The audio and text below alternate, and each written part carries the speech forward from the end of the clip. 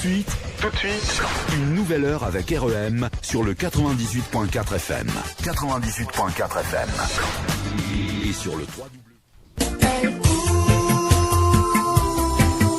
La maladie de l'âge.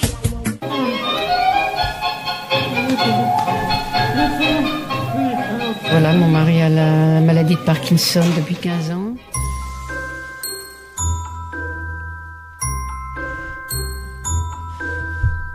La petite musique du cerveau. Et après la petite musique du cerveau, bonjour à tous et bienvenue dans votre émission. Aujourd'hui, nous sommes ravis de vous présenter la deuxième émission de Espoir sans tremblement dédiée à la maladie de Parkinson. Pour ceux qui ne nous connaissent pas encore, Espoir sans tremblement est une émission qui vise à informer, sensibiliser et soutenir les personnes atteintes de la maladie de Parkinson, ainsi que leurs proches. Nous souhaitons également briser les tabous et les idées reçues autour de cette maladie neurodégénératrice.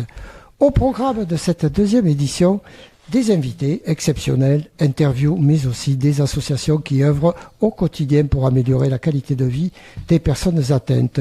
Nous vous invitons à rester à l'écoute de notre émission Espoir sans tremblement, qui est en direct tous les troisièmes jeudis de chaque mois.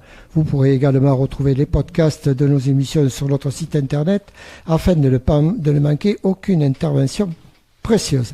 Et enfin, n'hésitez pas à nous contacter au 05 56 61 10 85, 05 56 61 10 85 ou sur nos réseaux sociaux pour que vous puissiez poser vos questions, partager vos témoignages ou suggérer des sujets que vous aimeriez voir abordés dans nos prochaines émissions.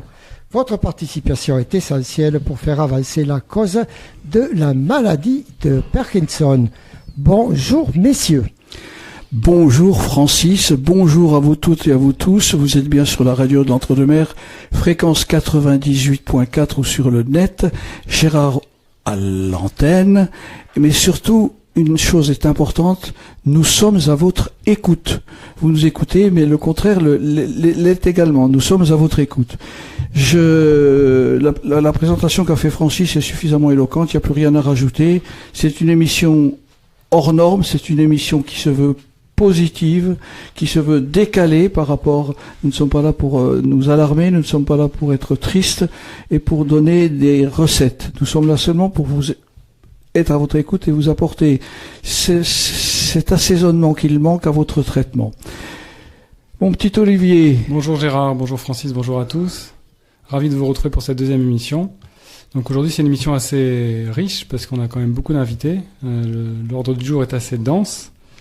On va parler de beaucoup de choses, de tango, de témoignages sur l'électrostimulation, de kayak également, et d'une interview enregistrée de la part de Laurence qui est intervenue suite à la première émission que nous avons faite le mois dernier. Oui, qui est orthophoniste je crois. Non, qui est parkinsonienne également. Ah oui, d'accord. Parce que suite à la première émission, on avait quand même pas mal de retours, d'appels de personnes diverses et variées, en dehors même de la région, puisque grâce au podcast, elles ont pu écouter l'émission. Donc nous saluons tous ceux qui sont hors région, bien entendu, et qui nous écoutent, soit en direct sur Internet, soit en podcast. Et en direct sur la FM. Et oui, on peut nous écouter en direct sur le net. Exactement, 98.4. Et on les remerciera jamais assez, toutes ces personnes qui veulent bien nous contacter et se faire partager. Connaître éventuellement. On peut les interviewer par téléphone, il n'y a aucun souci. Oui, on peut, en fonction des disponibilités de chacun, enregistrer les interviews également. C'est ça. Et le faire à distance sans problème. Francis a tout le matériel qui va bien. Tout à fait. Et ça rend très très bien. Je voudrais donner un tout petit rappel. Le 21 septembre, nous aurons le professeur Tison, qui est un éminent spécialiste, un éminent professeur de Bordeaux, qui sera notre invité d'honneur et qui viendra, lui, nous parler effectivement de la maladie en tant que professeur, en tant que médecin, car il en a, bien entendu, vous l'avez compris, toutes les compétences. Olivier, quelle est la suite du programme ? Alors, le programme dans cette première partie, déjà, vous rappeler un petit peu, tu l'as fait avec Francis, les thématiques qu'on souhaite développer, c'est toujours tout ce qui tourne autour des symptômes, des thérapies possibles, et tout ce qui tourne autour de l'espoir, bien entendu. tout ce qui tourne aussi autour du monde du travail, puisque on n'est pas tous retraités. Complètement. Et surtout, si vous êtes retraité, n'hésitez pas d'avoir une occupation. L'occupation, eh bien, permet de pouvoir oublier un petit peu cette cochonnerie de James Parkinson, qui a vu le jour dans les années 1817-1818. Donc, c'était en Angleterre, rappelons-le. Donc, son prénom, c'est James Parkinson. Moi, j'ai juste une question pour rentrer, mettre les pieds dans le plat. Olivier, comment ça se passe avec une direction quand on est employé et qu'on est atteint de cette maladie? Moi, j'ai parlé pour mon cas personnel. Mais je sais pas si ça s'est passé pareil pour tout le monde. Mais moi, j'en ai pas parlé tout de suite à ma direction, parce que j'ai préféré le cacher, le temps de comprendre un petit peu la maladie, de l'accepter aussi, de la digérer. Et après en avoir parlé avec mes proches, et après avoir fait le travail nécessaire sur moi-même pour l'accepter, j'en ai parlé à ma direction, mais j'en ai pas parlé à mes collègues directs. Ma direction a de suite compris, a de suite été très bienveillante, et ça s'est plutôt très bien passé, ça se passe encore très bien, ça fait donc 4 ans, hein, comme Je précise qu'Olivier avait 38 ans quand il est diagnostiqué, il en a 42 aujourd'hui. C'est ça. Donc ils sont toujours à l'écoute de savoir si j'ai des besoins particuliers. Et ça se passe plutôt bien. Et puis, il faut dire que le Covid a fait du bien aussi par rapport à certaines choses, notamment le télétravail. Parce que moi, j'ai un métier qui fait que je me déplace quand même assez régulièrement, à droite, à gauche en voiture. J'ai des réunions à droite, à gauche. Et grâce à la démocratisation du télétravail et des visios, ça a permis de limiter mes déplacements et donc de m'économiser aussi de la fatigue dans le monde du travail. Très bien. Donc Olivier, si on envoyait le premier sujet. Oui, on peut parler de Laurence, donc qui nous a appelé suite à la première émission. Laurence qui est dans la région de l'Indre-et-Loire, je crois, et qui a créé une association suite au diagnostic de sa maladie. Et nous saluons toutes les personnes rattachées à cette association. On vous salue bien bas, que ce soit les femmes et les hommes.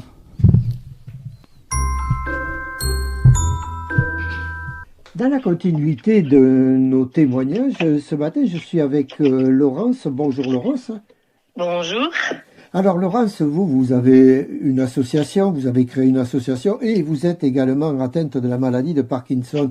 Est-ce que vous pouvez nous détailler un petit peu comment vous avez appris ça et comment vous le vivez un petit peu? Ça fait déjà plus de 10 ans donc que j'ai les symptômes. Moi, les symptômes physiques, parce que c'est vrai que j'ai perdu l'odorat il y a très longtemps et je ne savais pas à l'époque que la perte d'odorat, c'était un des symptômes de la maladie de Parkinson.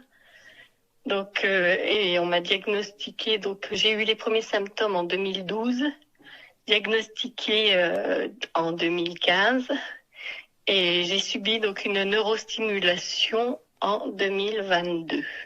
D'accord. Et comment vous le vivez, vous le vivez? Au départ, c'est vrai que c'est un peu la douche froide, hein, quand on vous annonce ça, parce que bon, même si au fond de moi, je me disais que, voilà, ça pouvait être ça, mais on n'y croit pas tant qu'on vous l'a pas dit. Et puis, après, je me suis dit que, vraiment, il fallait continuer à se battre, il fallait continuer à avancer, surtout que, j'ai toujours un enfant encore à charge. Donc, au moins pour lui, il fallait aller de l'avant. Alors, quel est le quotidien de Laurence? Le quotidien de Laurence, je suis quelqu'un qui était d'abord très énergique. Et bon, j'essaye de le rester, même si ça devient compliqué, puisque c'est vrai qu'avec les raideurs et la lenteur qui s'installe, c'est de plus en plus difficile. Mais bon, c'est vrai que le matin, 3 fois par semaine, j'ai des séances de kiné. Donc, j'y vais très tôt, j'y vais à 8h. Je suis la première. Après, c'est soit je fais un peu de natation ou du vélo ou de la marche à pied.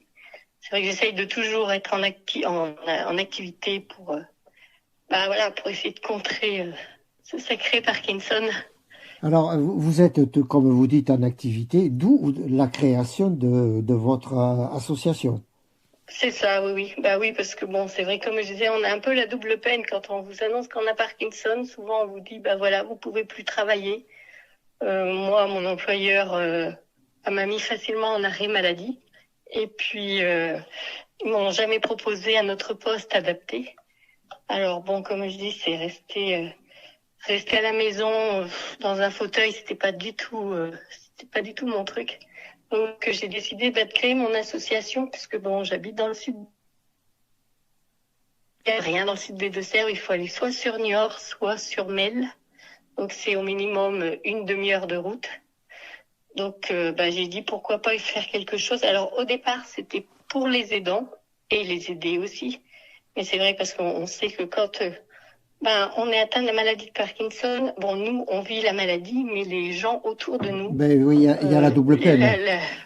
Voilà, c'est difficile pour eux aussi parce que c'est vrai qu'il peut y avoir de la dépression, il peut y avoir des sautes d'humeur et c'est vrai que c'est très compliqué pour eux aussi. Il y a la et double. Souvent c'est les oubliés en plus.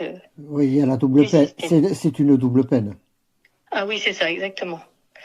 Donc j'ai créé mon association. Alors bon, on est tout petit, c'est vrai que je trouve que c'est très bien. Ça permet aux gens parce que déjà en plus la maladie isole beaucoup. Et c'est vrai que voilà, si on va pas vers les gens viennent pas facilement vers vous. Par contre, une fois qu'ils ont fait le premier pas, la démarche de venir ou alors quand ils peuvent pas venir, moi je me déplace. Et c'est vrai que après, une fois qu'ils ont le pied à l'étrier, ils viennent. Et c'est vrai qu'au départ, il faut presque aller les chercher par la main, ce qui est pas évident. Combien de personnes vous compte votre association?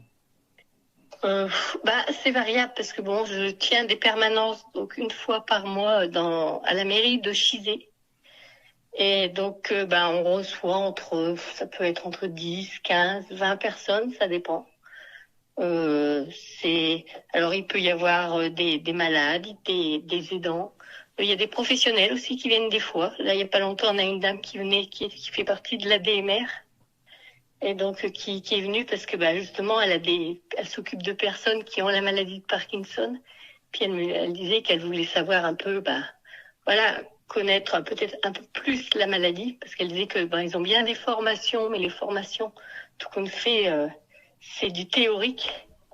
Et elle dit c'est vrai que quand on est confronté vraiment à ce genre de pathologie, c'est pas toujours évident de savoir comment cerner, comment prendre en charge les gens.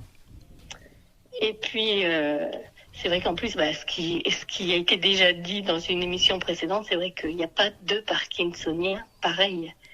C'est vrai que moi je vois ça tous les jours avec l'association. On est tous différents. D'accord. Écoutez, merci pour ce témoignage, Laurence. Et puis de toute façon, on va garder un petit contact puisque vous allez nous décliner quelques petits textes. Oui. Merci, Laurence. Merci. Je crois qu'elle a tout dit. Elle a tout dit, elle a surtout bien dit les choses, et ça c'est important. Sachez que quand on vous annonce que vous avez la maladie de Parkinson, 99% des personnes concernées ne savent pas quels sont les symptômes, à part quelques tremblements. On ne sait pas ce que c'est que cette maladie.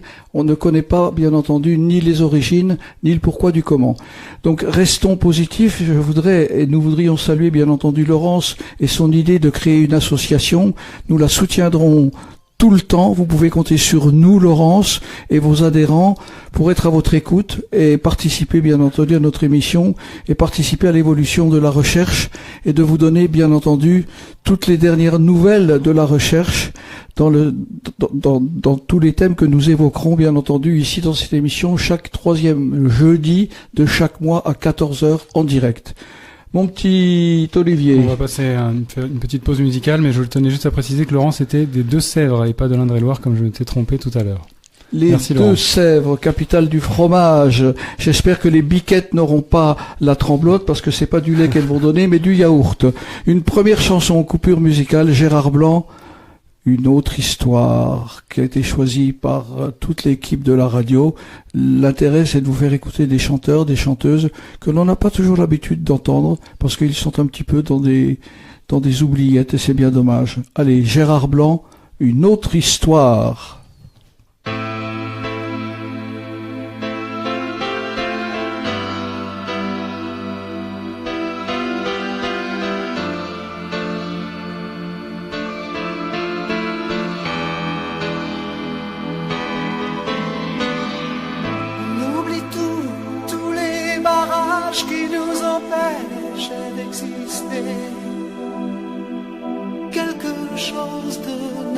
à tout changer quelque chose et ça me fait avancer. On oublie tous les gens, tous les naufrages, tous les bateaux touchés, coulés. Je ne sais pas comment ça s'est passé, je ne sais pas pourquoi j'ai plus peur d'aimer. Elle dit j'imagine des musiques qui se dansent pour toi. Elle dit j'imagine des mots dans le silence pour toi. Des jours et des nuits où la vie recommence comme ça, encore une fois. Et on démarre une autre histoire. Et on démarre une autre histoire. Et ça c'est une autre histoire.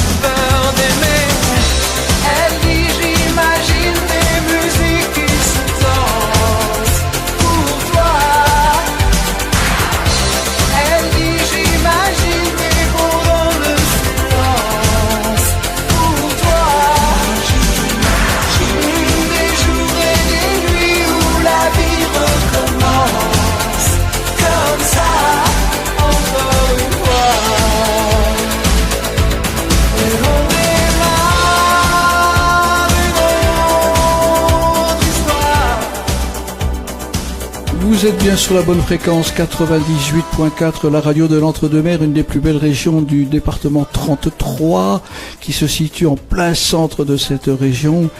Votre émission, bien entendu, pour les Parkinsoniens, pour les Parkinsoniennes, une émission réalisée par des Parkinsoniens et des Parkinsoniennes, donc nous savons de quoi nous parlons. Nous sommes tous ici dans ce studio atteints de cette pathologie, et je crois, Olivier, que nous avons un invité qui se prénomme Daniel. Pourrais-tu nous le présenter et nous expliquer un petit peu pourquoi il est là, Daniel? Le mieux, c'est que je laisse se présenter, Daniel, il a un témoignage assez intéressant à nous apporter, puisqu'il est malade depuis une dizaine d'années, je crois. Je vous laisse vous présenter. 13 ans, je crois. 13 ans. Daniel? Oui, bonjour à tous les auditeurs, toutes les auditrices. Merci de m'avoir invité. Merci de nous avoir téléphoné. Merci d'être venu à notre rencontre, Daniel, avec ton épouse qui est une aidante. Tu as été diagnostiqué il y a 13 ans. Est-ce que tu pourrais nous raconter un petit peu ton chemin de vie depuis que tu as Parkinson? 13 ans, c'est tous les jours. Je pourrais raconter une phase de tous les jours, mais disons qu'on va couper plus court que ça. Le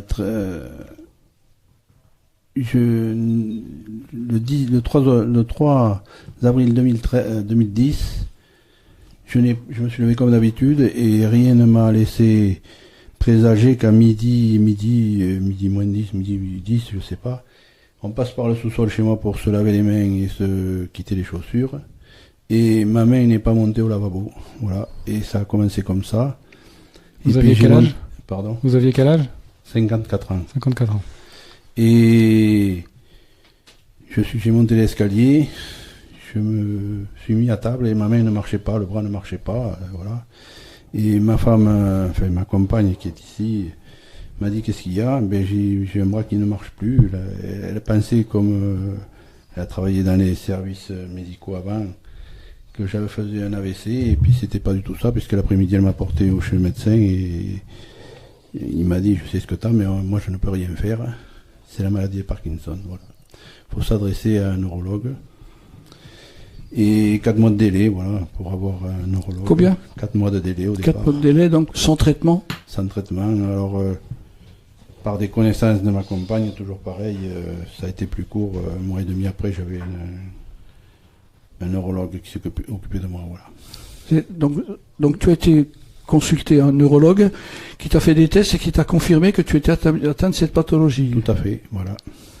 Et là, que se passe-t-il dans ta tête et dans la tête de madame? Ouf, dans la tête de madame, je ne sais pas. Dans la tête de la famille, de chaque membre de la famille, je ne sais pas. Mais la mienne, c'était, faut avaler la maladie, quoi. Faut avaler faut être vraiment solide, parce que je crois que j'ai eu du mal, moi, à accepter. D'ailleurs. Est-ce que tu connaissais les symptômes de cette maladie? Aucune. Quelles étaient les conséquences de la maladie de Parkinson? Non, aucune. Mais les conséquences sont... C'est marrant parce que, enfin, je dis c'est marrant, je devrais pas dire c'est marrant, parce que on se rend compte que tout le monde connaît le nom de cette maladie, mais personne ne sait de quoi il s'agit. Ben oui. Oui, et puis même en tant que, parce que je crois que vous êtes viticulteur. Oui. Est-ce que le neurologue a su vous expliquer d'où venait cette maladie, s'il y avait une corrélation par rapport à les pesticides? Il y a des suppositions, mais il n'y a aucune affirmation. Voilà. Des suppositions de pesticides. De pesticides, mais oui, non, mais... vous savez, je connais beaucoup quelques parkinsoniens qui viennent me voir ou qui vivent autour de chez moi, parce que malheureusement, on en découvre presque tous les jours. C'est pas... Je répète, 25 000 par an, je crois. 25 000 nouveaux cas tous les ans pour environ entre 200 et 250 000 cas en France métropolitaine uniquement. Donc 25 000 cas par an de nouveaux cas. Toutes les régions sont touchées, du nord au sud, de l'est à l'ouest. C'est-à-dire que dans 10 ans, on aura doublé le compteur. Et oui. Ouais. Donc, et avec une origine toujours plus ou moins, comme c'est multifactoriel, on ne sait pas vraiment d'où ça vient. Ça peut être lié à des pesticides, ça peut être lié à des origines génétiques. Pour finir sur les pesticides, c'est une probabilité, ce n'est qu'une probabilité, mais c'est vrai qu'il y a des parkinsoniens qui sont cuisiniers, tout à fait. Qui sont écoliers, parce que j'en connais malheureusement un qui est écolier. C'est divers et varié, il n'y a pas de place uniquement que pour les viticulteurs ou les producteurs de fruits et légumes, comme on nous a montré un peu du doigt au début, quoi. Donc depuis 2010, tu as connu des hauts et des bas, je dirais. Comme disait le président Chirac, mes hauts je les méprise, mes bas je les reprise. Toi, tu as plutôt méprisé, reprisé, c'est compliqué, Daniel. J'ai tout fait, mais je crois que je suis passé par tous les états. Les états dépressifs, profonds. Profonds, très profonds. Avec des idées noires. Des idées noires, mais bon, que voulez-vous, faut faire avec, et puis ainsi va la vie. Moi, je dois dire merci à ma famille, voilà. Merci à ta femme. Alors, ta femme qui a un double rôle, c'est ton épouse, et c'est ton aidante également aussi. Oui, on peut peut-être l'écouter un petit peu, d'ailleurs, vous voulez... Si vous voulez parler, madame. C'est une place assez difficile à tenir, parce que c'est aussi important que c'est une place aussi importante que celle d'un malade, quoi. Oui, parce que c'est vrai que il faut parler des rôles des aidants, c'est très important d'être très bien entouré, puisque c'est déjà difficile d'avaler la pilule tout seul, donc c'est bien de l'avaler à deux. Ça permet de digérer plus facilement. Oh, et aux enfants et aux petits-enfants, et nous on a une grande famille. Une grande famille, alors. Madame, quel est votre prénom? Gisèle. Gisèle. Comment s'est passée cette annonce de la maladie de Parkinson et ce bouleversement dans la vie d'une famille, d'un couple, parce que c'est toute la famille qui est prise en otage, en fait. Oui, c'est tout à fait ça. De toute façon, c'est très très dur. Pour la famille, pour la compagne, pour tout le monde. C'est très très dur. J'ai du mal à m'exprimer. Non, mais c'est du direct, hein. Vous êtes bien en direct sur la radio Entre-deux-Mers, 98.4. Gisèle, donnez-moi votre main pendant que vous parlez. Je vais vous transmettre ma force. On est trois. Il y a Parkinson, moi aussi j'ai la maladie. Allez-y, exprimez-vous. Ne vous laissez pas envahir par le doute. Je reconnais qu'il faut être très très près de celui qui est malade parce qu'on est incompétent, on connaît pas tout ce qui peut se passer, mais c'est vrai que c'est la mémoire qui s'en va, la personne devient caractérielle, c'est très dur. Il n'y a pas de mots pour expliquer tout ça. Vous le vivez au quotidien, mais je pense que ça s'est amélioré depuis une bonne année maintenant, Gisèle. Oui, puisqu'on est là aussi pour parler des choses qui vont bien. Il y a des choses qui vont très bien chez Daniel, depuis une année, effectivement. Qu'est-ce qui lui est arrivé à Daniel? Vous pouvez nous... Eh bien, il a été opéré. On lui a posé des électrodes au niveau du cerveau, avec une opération qui a duré 9 heures de temps. Mais tout ça, ça valait le coup, parce que au réveil, depuis le réveil, il n'était plus le même, il n'avait plus de douleur, plus rien. Donc c'est magique, quoi. C'est sa renaissance, comme il dit. Sa renaissance, et je te vois, Gisèle, avec le sourire, avec des yeux brillants, des yeux pétillants, de l'aidante qui, bien entendu, est submergée par l'émotion, par une vie qui est complètement bouleversante et bouleversée. Mais regarde, on regarde Daniel, on ne dirait pas qu'il est malade. Daniel, excuse-moi de te dire ça en direct sur la radio de l'Entre-deux-Mers. Tu as une bonne mine, tu t'exprimes tranquillement. Alors, cette opération, elle s'est passée où? Alors, cette opération s'est passée à Bordeaux, au Tripode. C'est le professeur Cuny qui m'a opéré. Et je dois dire qu'ils ont une équipe. J'ai trouvé dans cet hôpital une équipe que je n'ai jamais rencontrée dans les autres hôpitaux. Je ne veux pas dénigrer les autres, mais je ne saurais jamais comment les remercier par leur gentillesse, leur compétence et leur dévouement. Bien sûr. Incroyable. Je leur ai fait bien un sûr, courrier. Daniel. Je me suis senti obligé de leur faire un courrier par le biais de ma compagne qui, je ne sais pas s'il y a eu d'écho là-bas, mais enfin... Donc il faut le souligner quand même aussi, Daniel, tout le monde ne peut pas être opéré. Ça, c'est important de le savoir. Mais oui, tout est basé sur la mémoire et il faut faire des très gros efforts. Moi, j'ai passé des tests, des mois et des mois à mémoriser des chiffres, à jouer aux cartes avec ma compagne pour continuer à mémoriser, enfin, à me retenir des chiffres, des mots pareils, et puis voilà. Oui, donc on a l'exemple d'une personne atteinte de la maladie de Parkinson qui pendant 12 ans a souffert un calvaire, un martyr. Il était au fond du trou, il avait des idées noires, et là c'est une renaissance. On a affaire à un nouveau-né. Oui, on est à la maternité. Hein? Tout à fait ça. Moi, voilà. Je sais que le jour où je me suis réveillé à l'hôpital, je n'osais pas bouger parce que je n'avais pas mal, ce qui me... Je n'en revenais pas, mais je n'ai pas bougé jusqu'à temps que la personne qui devait s'occuper de moi me disait: allez, monsieur Vidal, allez Daniel, il faut se lever, se faire sa toilette. Je me croyais complètement incapable et j'avais peur de bouger. Et enfin, je ne sais plus depuis ce moment-là ce que c'est que le mal. Voilà. Ton témoignage émouvant, Daniel, nous pourrons le réécouter en podcast, bien entendu, sur le site internet de la radio. Nous pourrons également continuer de dérouler les thèmes de l'émission, mais surtout vous allez revenir le mois prochain et nous aurons la suite de cette vie de Parkinsonien depuis 13 ans. Au bout du couloir, eh bien, il y avait le tunnel, la lumière blanche. C'est vrai, c'est pas le cas pour tout le monde, je le regrette, mais il faut qu'on se batte tous. Et je remercie tous ceux qui sont battus avant nous et à nous de nous battre pour s'en sortir et une vie meilleure pour les autres. Tu es un exemple. On pourra poser la question directement peut-être au professeur Tison qui sera présent lors de la prochaine émission. Absolument, Olivier. Mais je voulais remercier Daniel de sa présence, de son témoignage, de sa franchise, de sa sincérité et surtout son épouse Gisèle qui a souffert autant que lui et voire même plus puisqu'elle avait double métier, celui de soigner son mari et celui de soigner l'intrus Parkinson et de subir effectivement, eh bien je dirais tous les affres, tous les possibilités qu'il y a de cette maladie, puisque comme vous le savez, c'était pas une maladie, il y a pas de menu, c'est à la carte. Donc ça n'est pas évident, mais le témoignage est très fort, très puissant. Merci à vous d'être venu à notre rencontre à la radio de l'Entre-deux-Mers ici à Sauveterre de Guyenne. Et sachez que cette émission, bien entendu, est toujours dédiée aux Parkinsoniens et aux Parkinsoniennes. Je crois que Francis a une question. Oui, Francis. Juste préciser aux auditeurs, nous ne sommes pas à Lourdes, mais bien à Sauveterre de Guyenne. Oui, l'eau de Merci Lourdes, beaucoup. oui, mais c'était le 15 août, Marie était avec nous, mais ce que je veux dire également aussi, c'est que ça n'est pas une émission médicale tant qu'il n'y a pas de médecin, de spécialiste ou de professeur à nos côtés pour parler de la maladie comme un médecin doit le faire. Donc là, nous survolons sur une voie parallèle pour vous donner des tuyaux, vous donner des informations, vous donner des news sur cette maladie. Et je vais reprendre un propos tout bête avant de redonner la parole à Olivier. C'est Albert Einstein, je pense que tout le monde le connaît.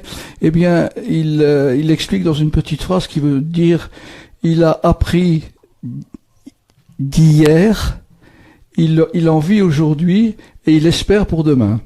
Donc c'est relaté, donc il a appris d'hier, il en vit aujourd'hui et il pense à demain.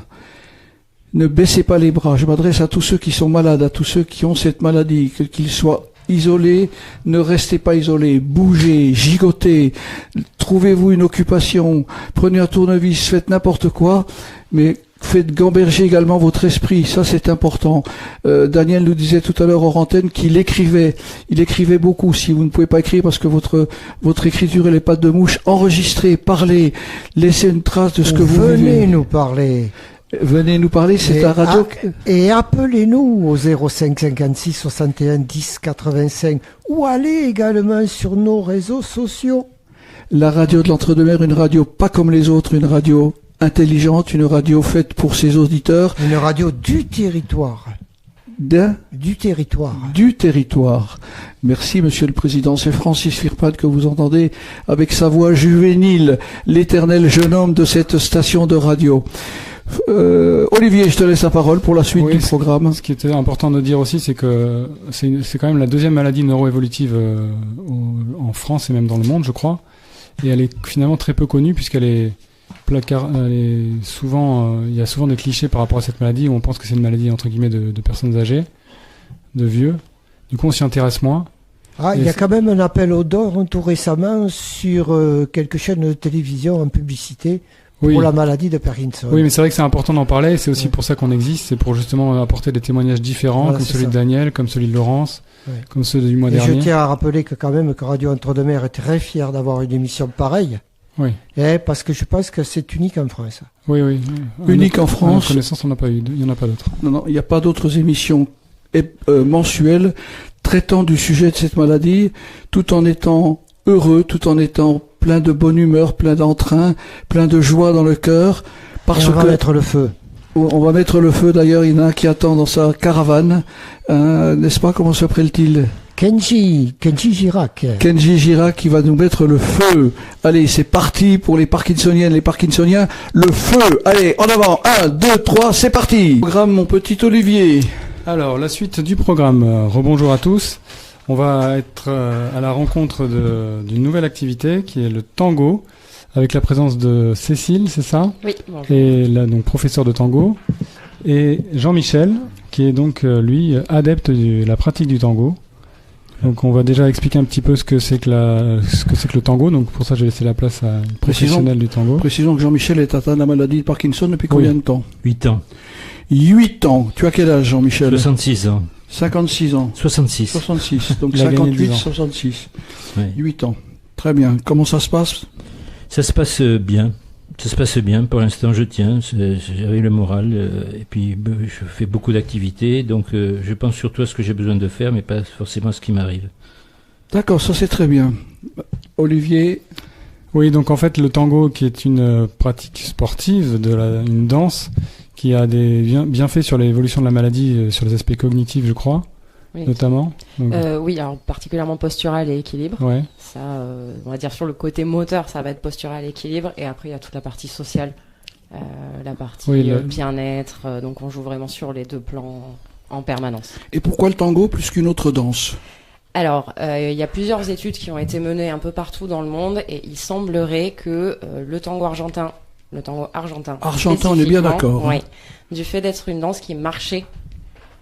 Améliore et permet d'aider justement à se redresser et à garder le profil de marche, une marche équilibrée, d'autant plus difficile qu'on est à deux, on est face à face, donc le moindre défaut d'équilibre chez l'un va entraîner un réajustement chez l'autre. Et toute l'improvisation se fait au niveau des pieds, contrairement à d'autres danses comme la salsa, comme le rock, déjà qui sont rapides. qui ne travaille pas sur la marche linéaire, la marche naturelle. Et l'autre bénéfice du tango, c'est qu'on est très ouvert aux pauses. On peut s'arrêter quand on veut, le temps qu'on veut. Du coup, ça permet aux gens d'être aussi un petit peu plus détendus vis-à-vis de la fatigabilité de la personne. Tu conseilles combien de séances par semaine? Combien de temps par séance? Alors, 1 à 2 fois, une minimum. Minimum? Ouais, une minimum, d'au moins 1 heure. Ça, après, ça dépend. Moi, avec le groupe, j'ai commencé sur un horaire d'1 heure. Et puis, avec l'entraînement, le groupe, durant d'une année à l'autre, ils ont pris l'habitude, on est passé à 1h30.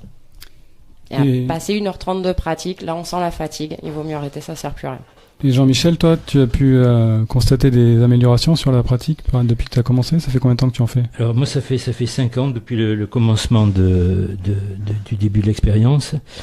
Et en 5 ans, disons que moi, globalement, c'est photo à l'appui, je suis courbé et je me redresse peu à peu avec les années. Bon, ça paraît bizarre, mais enfin c'est comme ça. Et disons que quand je prends un cours de tango, je ressors motivé, je suis fier comme Artaban, parce que quand on danse le tango, quand même, il faut être vif et audacieux. Donc voilà, et je me sens bien. Alors, bien sûr, cette attitude de rigide et de droiture me quitte peu à peu, mais ça me permet, quand j'y pense, de me redresser automatiquement.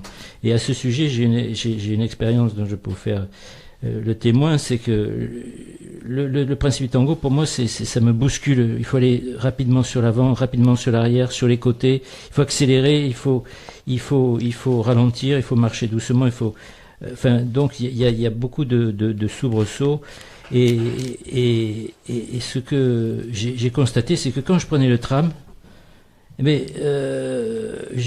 je prenais le tram après avoir fait du tango, j'avais l'impression d'être en train de danser, parce que un Parkinsonien a des problèmes d'équilibre. Et donc quand j'étais dans le tram, j'avais l'impression je mets ma jambe en arrière pour me stabiliser dans les virages, la jambe en avant, et donc je me sens mieux, je me sens moins angoissé. J'aurais une question, Jean-Michel. Est-ce que la musicothérapie rentre pas en ligne de compte, ou avec Cécile? Parce que la musique du tango est un peu une musique un petit peu cadencée. On le répète, le tango argentin. Hein. Oui. Alors oui, à pas confondre, c'est vraiment stylistiquement, il y a vraiment le tango salon européen et le tango argentin qui est beaucoup plus lent, mais qui est quand même sur un rythme binaire, donc ça accompagne facilement la marche quand même, ça donne envie de se poser. Et le fond musical, il y fait pas aussi? Le fond musical fait énormément. Voilà, il y a d'autres participants du groupe qui ont rapporté effectivement avoir eu des blocages chez eux et de demander à leur enceinte connectée de passer du tango pour pouvoir se relever. Voilà, c'est ça. Ça joue énormément. Et on le sent dans ses paroles à Jean-Michel que la musique y est pour beaucoup aussi. Oui, complètement. Le fait de se redresser quand il parle comme ça, moi je vois très bien le... Oui. Et tout le monde peut s'y mettre? C'est une danse très précise, élégante. Tout le monde peut s'y mettre? Oui, tout le monde peut s'y mettre. Même ceux qui sont très nuls en danse comme moi? Oui, tout le monde. Alors, il y en a un qui est très très très nul, c'est moi, je suis encore plus nul que Olivier. Je suis pas sûr. Donc, moi, quand je danse, c'est un outrage. Non, moi, j'ai absolument aucun rythme naturel dans la peau. Donc, on va faire revenir Cécile ici à la radio parce que je crois qu'on est tous nuls. Bon, on va faire des ateliers alors. Écoute, tout d'abord, elle est intelligente, ça c'est un point important. Elle est pas belle, elle est magnifique. Elle est pas magnifique, elle est splendide. Et donc, elle a tout pour elle. Donc, en plus, elle danse le tango argentin, qui est une danse absolument... Pourquoi ne pas la faire venir aussi? Tu sais qu'on va avoir bientôt une émission 100% féminine ici. Oui, mais moi je pense qu'il faudrait la faire venir. De temps en temps, oui. C'est un appel que l'on fait. Et c'est pas idiot, Francis. Je prends bonne note de ce que tu dis. Il faut l'inviter le 2 septembre à 14h. Voilà. À la première réunion de cette émission spécialement dédiée aux femmes et au bien-être. Et tu en feras partie. Avec plaisir. Si elle le veut. Avec plaisir. Elle a l'air d'accord. Eh bien, écoute. Nous parlons de Parkinson. Les femmes prennent le pouvoir sur Radio Entre-deux-Mers. Exactement. Il y a beaucoup d'émissions masculines. Et tu as raison de le souligner. Il faut dédier des émissions féminines. Ça, c'est novateur encore sur la radio d'Entre-deux-Mers. Nous parlons de Parkinson et nous allons parler d'un point très important. Donc, Jean-Michel, merci d'être venu à notre rencontre. Merci. Un autre avec témoignage Cécile. maintenant, je crois, hein, c'est ça. Il y a un témoignage, mais je sais, Olivier. le petit Ah oui, c'est Olivier. un témoignage enregistré de la part de Guillaume Brachet, qui est un pharmacien de l'Indre-et-Loire pour le coup, qui a fait une démarche personnelle suite à son diagnostic de la maladie de Parkinson, parce Ouais. qu'il est pharmacien de son état. Il est docteur en pharmacie. Il est en aussi également sportif, puisqu'il a descendu, alors je ne sais plus quel fleuve. La Alors, Dordogne. c'est la Loire. La La Loire. Loire, messieurs. Et la Dordogne. Non, c'était la Loire et il n'a pas fait la totalité puisque quand il a voulu se lancer, c'était en période de crue. Vous avez tout. D'accord. Je dévoile tous les secrets, moi. On va Qui l'eût l'écouter. cru? Ouais, oui. Parce que c'est moi qui l'ai eu au téléphone, c'est moi qui l'ai, enfin, c'est moi qui fait C'est son toi interview. qui a posé les questions. Et donc c'est très intéressant parce que c'est un monsieur qui cherche. Oui, c'est un chercheur. Alors, Il y a un pour chercheur. l'instant, il n'a rien trouvé, mais il lâche pas le morceau. Non, il lâche pas le morceau parce C'est qu'il avait pris, l'espoir. il a pris comme leitmotiv la phrase du général de Gaulle, des chercheurs qui cherchent, on en trouve, mais des chercheurs qui trouvent, on en cherche. Et on a trop de chercheurs à l'heure actuelle, si je peux rajouter, qui s'en vont à l'étranger. Faute de paiement en France. Du coup, on va l'écouter, Francis. Ok. Guillaume Brachet. Je suis en présence de Guillaume Brachet, le pharmacien de l'Indre-et-Loire, qui est atteint de la maladie de Parkinson. Bonjour Guillaume. Bonjour. Alors, est-ce que vous pouvez nous parler un petit peu de votre parcours, déjà de l'acceptation de la maladie et comment vous avez été diagnostiqué? Oui, alors donc ça s'est passé, ma fille avait pas 1 an, c'était en 2018, c'était l'avant-veille de mes 30 ans en fait. J'avais été diagnostiqué donc par un neurologue de ville sur des critères, des suspicions qui étaient liées à des remarques de mon entourage en fait, simplement, sur la façon de me déplacer ou sur un petit tremblement de la main gauche. Donc ça a été relativement rapide et j'ai eu la chance de pas subir d'errance diagnostique. En une quinzaine de jours, en gros, c'était fait. Et assez vite, c'est devenu la moins pire des hypothèses. C'est-à-dire que dans les autres maladies qui étaient encore en lice au moment du diagnostic, il y avait des choses beaucoup plus graves et beaucoup plus ennuyeuses. Et que la maladie de Parkinson est devenue le moins pire des diagnostics possibles et aussi le plus probable. Donc assez vite, ça a été entériné comme ça. Et après, c'est vrai qu'une maladie chronique neurodégénérative à moins de 30 ans, c'est quelque chose qu'il faut du temps pour digérer. Et chez moi, ça a pris à peu près 3 ans entre le moment où on m'a diagnostiqué et le moment où j'ai été capable de lire des choses dessus, ne serait-ce qu'une brochure pour patients, des choses comme ça. Alors ça a été donc dur l'acceptation, mais vous n'avez pas baissé les bras. Non, il y a de toute façon une période un peu léthargique où on est un peu assommé et on sait pas trop quoi en faire.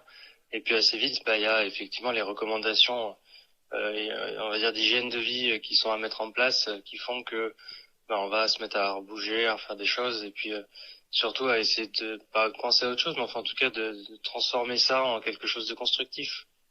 C'est pour ça que vous avez fait un parcours en canoë sur la Loire. Alors le parcours en canoë sur la Loire, il a été donc d'une part lié au fait que c'est ce que je faisais déjà dans mon quotidien. Oui, parce que vous êtes déjà un sportif dans l'âme. Oui, tout à fait. Oui, j'ai fait de la compétition sur plusieurs sports en niveau, y compris en compétition nationale, sur la nage avec palme notamment. Donc j'avais un peu l'habitude de bouger. Là, en l'occurrence, ça a été vraiment le coup de... il y avait deux volets à cet aspect, à ce défi de kayak. Il y avait le côté pédagogique, en fait, d'expliquer un peu à travers une image, l'image du contre-courant, ce que c'est que le combat d'un patient atteint d'une maladie neuroévolutive, c'est-à-dire si on n'avance pas, on recule. Donc c'est se battre au quotidien pour essayer de rester stable, ou au moins de ne pas perdre trop vite. Et puis l'aspect pour la recherche, donc le fait de lever des fonds en traversant plusieurs régions, en rencontrant des gens. Oui, parce que vous êtes lancé sur une recherche contre cette maladie. Tout à fait, c'est quelque chose qui moi donc de formation je suis chercheur, mais c'était pas mon rayon d'expertise, la neurologie, et je me suis mis à chercher des choses pour espérer trouver un traitement contre cette maladie, et donc il a fallu lever de l'argent pour un peu alimenter cette recherche, et donc c'est une des solutions qu'on avait envisagées, et puis c'est vite celle qui s'est trouvée être la plus viable et la plus intéressante en termes d'image justement de pédagogie. Et vous en êtes où à l'heure actuelle? À l'heure actuelle, on est en train de structurer une société autour de ce projet de recherche. C'est-à-dire que j'ai 4 cofondateurs, donc on est à 5 à créer la structure. Et on est en train de finaliser la création de la boîte, c'est-à-dire concrètement déposer les statuts et créer le capital pour lancer vraiment la machine, sachant qu'on a un projet déjà qui est bien avancé. Et donc on va aller dans cette direction-là jusqu'à ce que ça nous montre que ça n'a pas d'intérêt, soit jusqu'à ce que ça aille au bout jusqu'à la clinique. Donc l'espoir fait vivre, comme on dit. Oui, tout à fait. Je pense que c'est aussi un aspect un peu, pas une psychothérapie, mais enfin en tout cas le besoin d'en faire quelque chose, le besoin d'utiliser mes compétences scientifiques sur cette maladie, c'est aussi lié au fait de pas baisser les bras justement et de continuer à avancer. Très bien. Eh bien, merci beaucoup, Monsieur Brachet. Et Merci puis, on se tient au courant, bien évidemment. Avec grand plaisir. Merci à vous. Merci, bonne journée. Oui, vous l'avez entendu, Guillaume Brachet est un docteur en pharmacie, donc il sait de quoi il parle.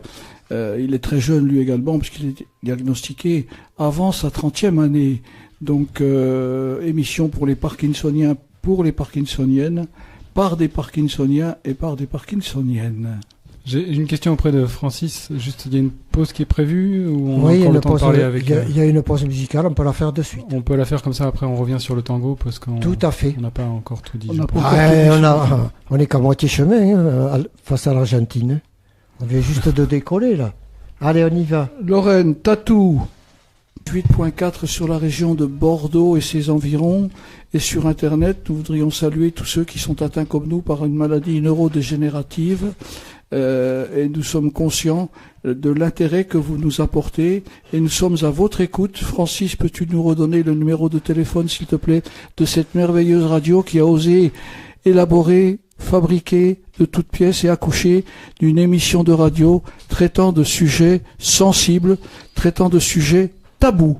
C'est pour ça que nous avons passé la chanson Tatou. Tatou tabou, tatou tabou. 05 56 61 10 85 ou sur nos réseaux sociaux, que ce soit Facebook ou Instagram. Nous vous attendons pour vos questions et nous vous apporterons, si on le peut, des solutions. Et vos témoignages. Olivier, on parlait de tango et je crois que tu as encore plein de questions à poser à Cécile. C'est vrai qu'on a parlé de tango comme étant une source de thérapie possible pour la maladie de Parkinson et les Parkinsoniens en particulier. Et j'avais plusieurs questions à poser à Cécile, qui est professeure de tango à Bordeaux.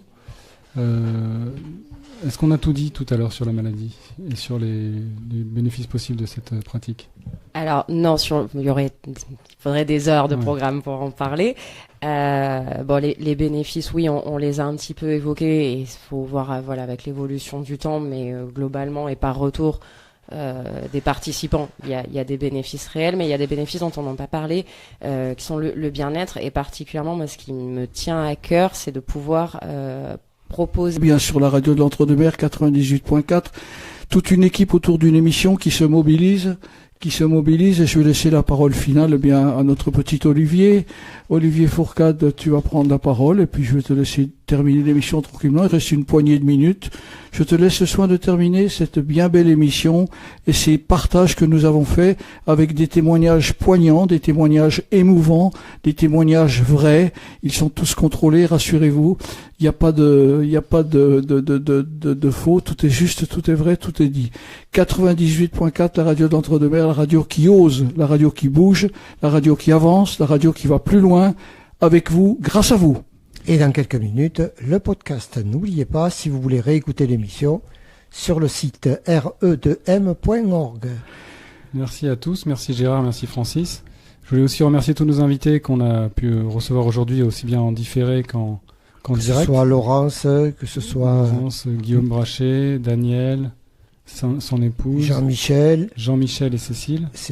Et une personne qui est debout dans le studio depuis le début de l'émission qui n'a pas parlé, c'est Emmanuel Godmet, président fondateur de l'association Vivre et Travailler avec Parkinson. Et ça, il faut le souligner. Allez sur le site internet de cette association, vous allez retrouver de l'aide. Emmanuel Godmet, Vivre et Travailler avec Parkinson. Nous vous faisons des gros bisous, nous vous souhaitons un bon week-end. C'est la dernière semaine. Et on donne rendez-vous Au mois prochain. Au mois prochain, le 21 septembre, avec le professeur Tison. Et merci à Emmanuel Godmet d'être présent. On vous embrasse, on vous fait des câlins. Nous vous aimons, nous vous remercions de votre fidélité. Radio Entre-deux-Mers 98.4. Bisous, câlins à toutes et à tous et soyez prudents sur la route.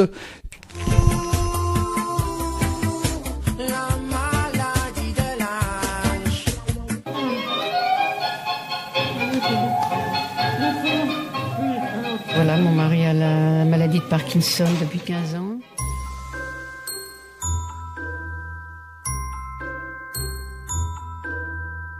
La petite musique du cerveau.